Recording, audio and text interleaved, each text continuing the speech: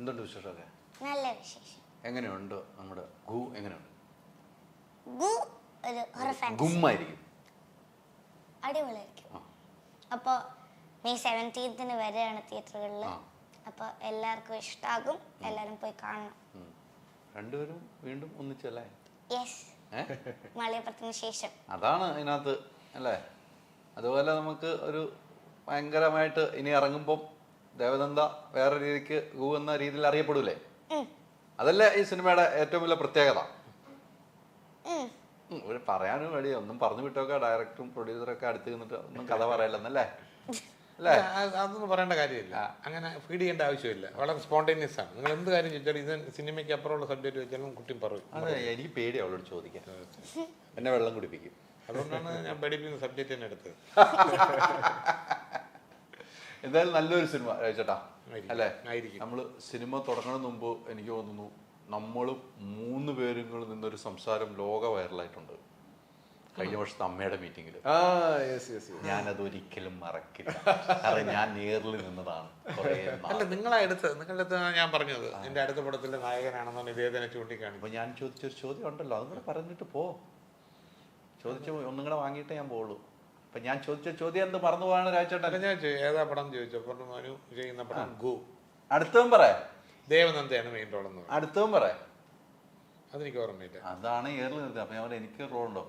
കാണാൻ കൊള്ളാവുന്നവർക്ക് റോളുള്ളൂ എന്ന് പറഞ്ഞു. അത് ഞാൻ ഒരു തമാശക്ക് പറഞ്ഞാണ്. അതെ, ഞാൻ ഏറിൽ നിന്ന് കാര്യം പറഞ്ഞല്ലേ? നമ്മളത് ഉൾക്കൊണ്ട് പോയത് നല്ല രസം പറഞ്ഞു. ഞാൻ പറഞ്ഞു നിങ്ങളത് എൻജോയ് ചെയ്തു. പക്ഷെ ഒരുപാട് പേര് ബോഡി ഷേമിങ്, മണിയും രാജു അങ്ങനെ പറയാമോ, നമ്മളതുകൊണ്ട് അടുപ്പവും സ്നേഹവും അങ്ങോട്ടും ഇങ്ങോട്ടും കോമഡി പറയുന്നുണ്ട് പറഞ്ഞാണ്. പക്ഷെ അത് വേറെ ചിലർക്ക് കൊണ്ടിട്ട് അതൊരു ബോഡി ഷേമിങ് ആണ്, അങ്ങനെ മണിയും രാജു പറയാമോ?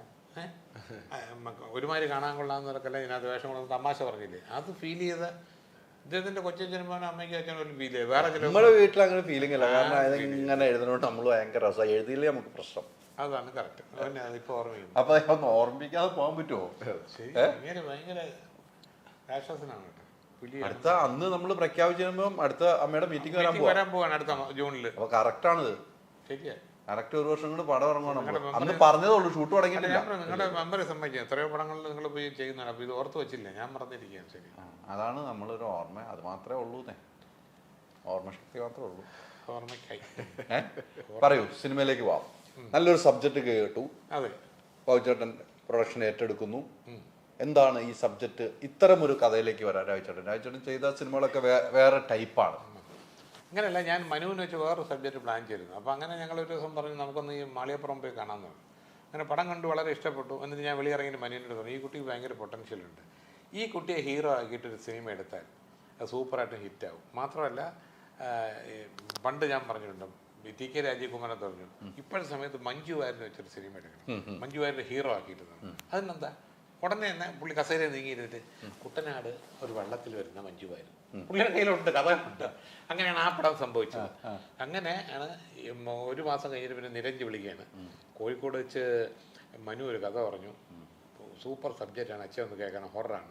അപ്പോൾ ഞാൻ വെച്ചു, ഇവർ യൂത്തിൻ്റെ ആൾക്കാരാണല്ലോ നിരഞ്ജൊക്കെ, ഒരിക്കലും യക്ഷി പ്രേതം ഭൂത്തിലൊന്നും അവന്മാരൊന്നും വിടില്ല, പോകില്ല, വേറെ എന്തെങ്കിലും കാണുമെന്ന് മനസ്സിലായി. അങ്ങനെ വിളിച്ച് വരുത്തി കഥ കേട്ടപ്പോൾ ഞാൻ ഭയങ്കര ഹാപ്പിയായി.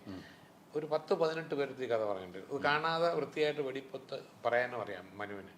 ഒരാൾ പോലും ഇതിനൊരു നെഗറ്റീവ് ഇത് എടുക്കരുത്, ബുദ്ധിമുട്ടാണെന്നൊന്നും പറഞ്ഞു. അപ്പോൾ അങ്ങനെ ഇപ്പോൾ നമ്മൾ അടുത്ത സ്റ്റെപ്പ് എന്ന് പറഞ്ഞാൽ ദേവനന്ദയെ കാണണം. ദേവനന്ദയെ കാണുന്നു, അവർക്ക് ഇഷ്ടപ്പെടുന്നു. ദേവനന്ദ നോ പറഞ്ഞ സിനിമയില്ല, അവിടെ ഡ്രോപ്പ് ചെയ്തിട്ട് പോകണം. പിന്നെ ഒരു സിനിമയാണ്, അതിനകത്തൊരു നായകൻ വളരെ ഇമ്പോർട്ടൻ്റ് ആണ്. അപ്പം ഞാൻ പറഞ്ഞ ആദ്യം ഇദ്ദേഹത്തിനെ പോയി കാണാമെന്ന് പറഞ്ഞു. ഇദ്ദേഹം മിക്കവാറും പോകാൻ ചാൻസ് ഉണ്ട്, കുട്ടിയല്ലേ ഹീറോ, നമുക്ക് കുട്ടിയുടെ അച്ഛനായിട്ട് മാളികപ്പുറത്തിലും വന്നതല്ലേ എന്നൊക്കെ പറയും, ഒഴിവാക്കാൻ ഞാൻ. പക്ഷെ ചെന്ന് പറഞ്ഞാൽ വളരെ സന്തോഷപൂർവ്വം പുള്ളി സമ്മതിച്ചു. പുള്ളി നോ പറഞ്ഞാലും ഈ സിനിമയില്ല. അങ്ങനെ 2 എസ് വന്നപ്പോൾ തന്നെ നമ്മൾ കടമ്പ കടന്നു കഴിഞ്ഞു. പക്ഷെ അത് ഈ പറഞ്ഞതുപോലെ ന്യൂജൻ ഒരു കഥ പറഞ്ഞപ്പോൾ അത് മോൻ അത് കേട്ട് അതിനകത്ത് എന്തോ ഉണ്ട് എന്ന് പെട്ടെന്ന് അല്ലേ? അല്ല, ഞാൻ ഒരുപാട് ഒരു കഥ ഒന്നും കേൾക്കാറില്ല. എന്താ പറയാ, എൻ്റെ അടുത്ത് ഇപ്പോൾ ഒരാൾ നിങ്ങളൊന്നൊരു കഥ പറയുന്നു, എനിക്കും ഭയങ്കര ഇഷ്ടപ്പെടും, നിങ്ങൾക്ക് ഇഷ്ടപ്പെടും. ഇത് നമ്മൾ ഇദ്ദേഹത്തിൻ്റെ അടുത്തോ പൃഥ്വിരാജിൻ്റെ അടുത്തോ മോഹൻലാലിൻ്റെ മോട്ടോ അവർക്ക് ഇഷ്ടപ്പെട്ടില്ലെങ്കിൽ പടം നടക്കില്ല. അപ്പോൾ അയാളുടെ എൻ്റെയും സമയം എനർജിയും വേഷം. ഞാൻ നിങ്ങളുടെ അടുത്തൊരു കഥയുണ്ടോ, ആരാണ് ഹീറോ? സാർ അത് പൃഥ്വിരാജാണ്. നിങ്ങളിപ്പോൾ കഥ പറഞ്ഞ് അയാൾ ഓക്കെ പറയുകയാണെങ്കിൽ ഞാൻ തിങ്കളാഴ്ച അഡ്വാൻസ് കൊടുക്കാം. എനിക്കിതിൻ്റെ പുറകെ അദ്ദേഹം അവിടെ വന്ന് പറഞ്ഞിട്ട് എനിക്ക് കൊള്ളൂല ചേട്ടാ എന്ന് കേൾക്കാനും ബുദ്ധിമുട്ടാണെന്ന് പറഞ്ഞാൽ മനസ്സിലായില്ലേ? അപ്പോൾ നിരഞ്ജി ഇങ്ങനെ പറഞ്ഞു, ഞാൻ ആലോചിച്ചു, അവനാണെങ്കിൽ എല്ലാ സബ്ജക്റ്റ് പറയുമ്പോഴും ഇത് കൊള്ളൂല്ല എന്നൊക്കെ പറയുന്ന ആളാണ്. അച്ഛനെ ഇപ്പോഴും എന്നൊക്കെ പറഞ്ഞല്ലേ, പഴയ ആളെന്നൊക്കെ പറഞ്ഞല്ലേ. അപ്പോൾ ഇത് പറഞ്ഞ പിന്നെ തോന്നി, അങ്ങനെയാണ് കഥ കേട്ടത് കേട്ടോ. നിങ്ങൾ സിനിമ കാണുമ്പോൾ അത് മനസ്സിലാവും. തീർച്ചയായിട്ടും സിനിമ കണ്ടാണ് ഈ പ്രേക്ഷകർ പറയേണ്ടത്. ഈ പറഞ്ഞതുപോലെ തന്നെ ഒരു നായകൻ, ഒരു നായിക, അത് മാളികപ്പുറത്തിൽ നമ്മളുണ്ട് അച്ഛൻ മോൾ ബന്ധം. ഇതെങ്ങനെയാണെന്ന് സിനിമ കണ്ട് അങ്ങനെ ആയിരിക്കാം അച്ഛൻ മോൾ ബന്ധം. തുറന്ന് പറഞ്ഞേക്കാം, ഇതിലും അച്ഛനും മോളും തന്നെ എന്നാ അങ്ങനെ പറഞ്ഞേക്കാം, അച്ഛനും മോളും ബന്ധം. പക്ഷെ അത്തരമൊരു സബ്ജക്റ്റ് കേട്ട് കഴിഞ്ഞപ്പോൾ ഇപ്പം രാജേട്ടൻ പറഞ്ഞു, ആ സബ്ജക്റ്റ് കേട്ടപ്പോൾ വീണ്ടും ഞാൻ അങ്ങനെ ഒരു വേഷത്തിലേക്ക് വരണോ എന്ന് ചിലപ്പോൾ ചിന്തിക്കാം. ഞങ്ങൾ രണ്ടും വീണ്ടും ഒന്നിക്കുന്നു, അങ്ങനെ ആയിരിക്കുമല്ലോ മിക്കവാറും. അപ്പൊ അങ്ങനെ ഒരു ചിന്താഗതി മാറാനുള്ള കാരണം എന്തായിരിക്കും? അല്ല, ഞാനിപ്പം ദൈവൻ്റെ മാത്രമല്ല, ഞാൻ പല കുട്ടികളുടെയും ചൈൽഡ് ആർട്ടിസ്റ്റിൻ്റെ അച്ഛനായിട്ട് അഭിനയിച്ചിട്ടുണ്ട്. പക്ഷേ മാളികപ്പുറം പോലത്തെ ഒരു മൈൽ സ്റ്റോൺ ആണ് നമ്മുടെ മലയാളം ഫിലിം ഇൻഡസ്ട്രിയിൽ തന്നെ ഒരു മൈൽ സ്റ്റോൺ ആണ്. ഇപ്പോൾ നമുക്ക് ഈ വർഷം, കഴിഞ്ഞ വർഷം, ഈ വർഷമൊക്കെ ആയിട്ട് നമുക്ക് തുരുതുര നമ്മൾ 100 കോടി അടിച്ചുകൊണ്ടിരിക്കുകയാണ്. അപ്പോൾ അതിനകത്തൊരു പ്രത്യേകിച്ച് ഇപ്പോൾ ഒരു എന്താണ് നമ്മൾ 100 കോടി ആയെന്ന് പറഞ്ഞാൽ നമ്മളൊരു ഷോക്കൊന്നുമില്ല. പക്ഷേ മാളികപ്പുറം വരെ ഇത് ഇടയ്ക്കിടയ്ക്ക് സംഭവിക്കുന്ന ഒരു സംഭവമായിരുന്നു മലയാളത്തിൽ. അപ്പം അങ്ങനത്തെ ഒരു സിനിമയിൽ നമ്മൾ ഒരുമിച്ച് അഭിനയിച്ചു, അത് ഓഡിയൻസിന് ഭയങ്കരമായിട്ട് ഇഷ്ടപ്പെട്ടു. അപ്പോൾ വീണ്ടും ആ ഒരു കോമ്പിനേഷൻ വരുമ്പോൾ നാച്ചുറലി അതിൻ്റെ അകത്ത് നിന്ന് എന്തെങ്കിലും ഒരു അച്ഛനും മകളും തന്നെയാണ്, ബന്ധമൊന്നും തന്നെയാണ്. ബട്ട് ഇത് നമ്മൾ വേറൊരു ബാക്ക് ഡ്രോപ്പിലാണല്ലോ പറയുന്നത്. പിന്നെ ഇതിനകത്ത് എന്നെ ഏറ്റവും അധികം അട്രാക്ട് ചെയ്തത്, അപ്പോൾ രാജചേട്ടനാണ് എന്നെ ഏറ്റവും അധികം വിളിക്കുന്നത്.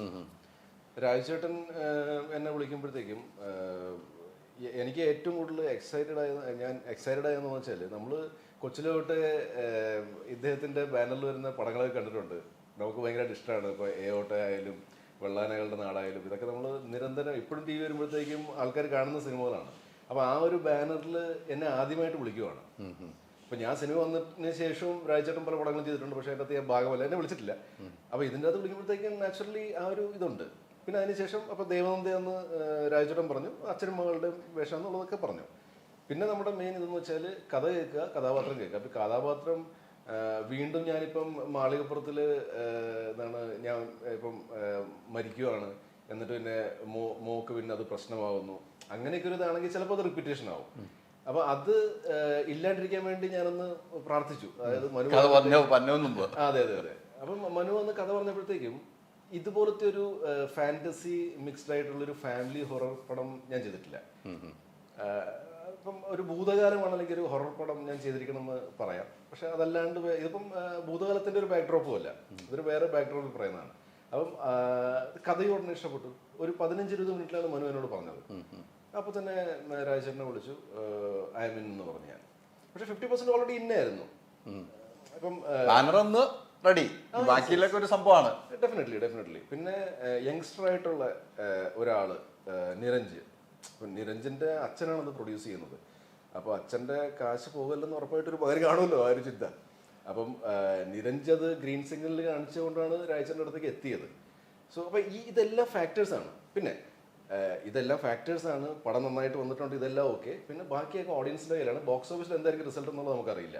പക്ഷേ ഞങ്ങളുടെ ടീമിനൊരു വിശ്വാസമുണ്ട്, ഈ പടം ഉറപ്പായിട്ടും ഏത് ഏജ് ഗ്രൂപ്പിലെ ആൾ കണ്ടാലും അവർക്ക് ഇഷ്ടപ്പെടും എന്നുള്ളത്. അതാണ് ഏറ്റവും വലിയ പോയിന്റ്. ആർക്കും ഇഷ്ടപ്പെടുന്ന ഒരു സബ്ജക്റ്റാണ്. അതാണ് ഏറ്റവും വലിയൊരു വിജയം. അങ്ങനെ ഉണ്ടാകുന്ന സിനിമയ്ക്ക് കൂടുതൽ വിജയം ഉണ്ടാവും. നമ്മൾ തള്ളാനൊന്നുമില്ല, ഇല്ല, എവിടെ കയറി അടിക്കുന്നു നമ്മൾ പറയാനില്ല, അത് പ്രേക്ഷകർ തീരുമാനിച്ചോളൂ. ഡിജിറ്റൽ കാര്യങ്ങൾ ചൂസ് ചെയ്യുമ്പോൾ go the experts. Oxygen, the digital expert.